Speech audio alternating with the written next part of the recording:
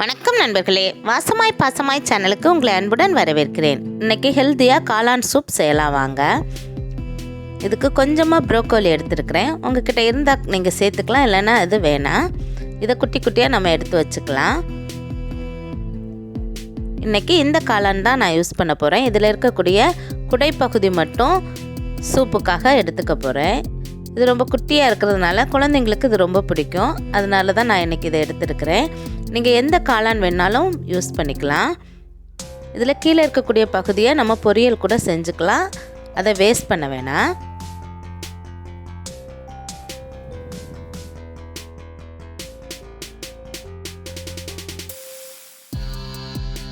இது ஸ்வீட்கார்ன். இதையும் ஒன்று ஒன்றா நம்ம உதுத்து எடுத்து சூப்பில் யூஸ் பண்ணிக்கலாம்.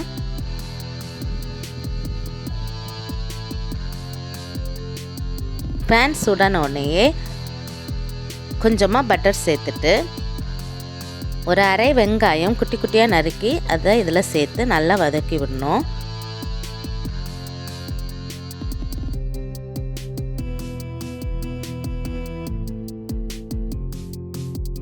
ஒரு சின்ன துண்டு இஞ்சி 4 பூண்டு தட்டி வச்சுருக்கிறேன், அதை இதில் சேர்த்துக்கலாம். நீங்கள் இஞ்சி பூண்டு பேஸ்ட்டு கூட 1 டேபிள் ஸ்பூன் சேர்த்துக்குங்க. இப்போது ப்ரோக்கோலி இதில் ஆட் பண்ணிடலாம். ரொம்ப போட வேணாம். ஒரு கையளவுக்கு ப்ரோக்கோலி, அதே அளவுக்கு மஷ்ரூம், அதே அளவுக்கு கார்ன், எல்லாமே ஈக்குவலாக நம்ம சேர்த்துக்கிட்டோம்னா போதும். 4 பேர் குடிக்கிற அளவு சூப்புக்கு நம்ம இவ்வளோ சேர்த்தாலே போதும். இப்போது மஷ்ரூமையும் நல்லா சுத்தமாக வாஷ் பண்ணி இதில் சேர்த்துக்கலாம்.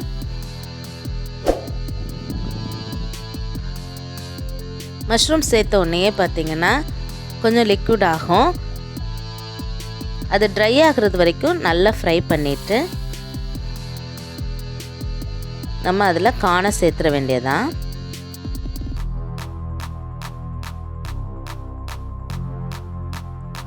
இப்போ கார்ன் சேர்த்துக்கலாம். கொஞ்சமாக உப்பு மட்டும் சேர்த்து நல்லா மிக்ஸ் பண்ணி விட்டுட்டு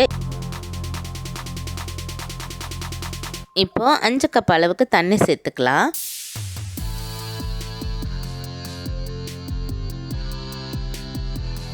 தண்ணி சேர்த்துட்டு இப்போ இதில் அரை டேபிள் ஸ்பூன் அளவுக்கு கரம் மசாலா சேர்க்கணும். உங்ககிட்ட என்ன கரம் மசாலா இருந்தாலும் நீங்கள் சேர்த்துக்குங்க, ரொம்ப வாசமாக இருக்கும். இப்போது 1 டேபிள் ஸ்பூன் அளவுக்கு பெப்பர் சேர்த்துருக்குறேன். இன்றைக்கி காரத்துக்கு வேறு எதுவும் நம்ம சேர்க்கல.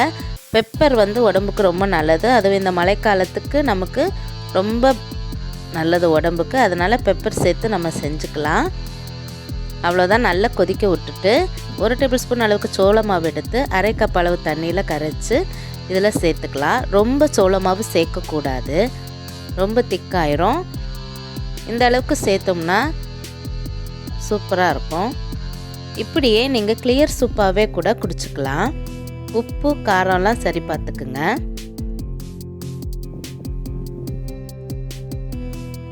இதில் இப்போது கொஞ்சமாக மல்லி இலை சேர்த்து ஆஃப் பண்ணிட வேண்டியதுதான்.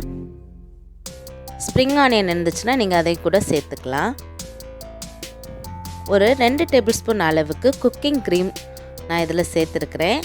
அந்த கலருக்காக அது இன்னும் டேஸ்ட்டும் நல்லாயிருக்கும். நீங்கள் உங்ககிட்ட இருந்துச்சுன்னா சேர்த்துக்குங்க, இல்லைன்னா வேணாம், அது ஆப்ஷனல் தான்.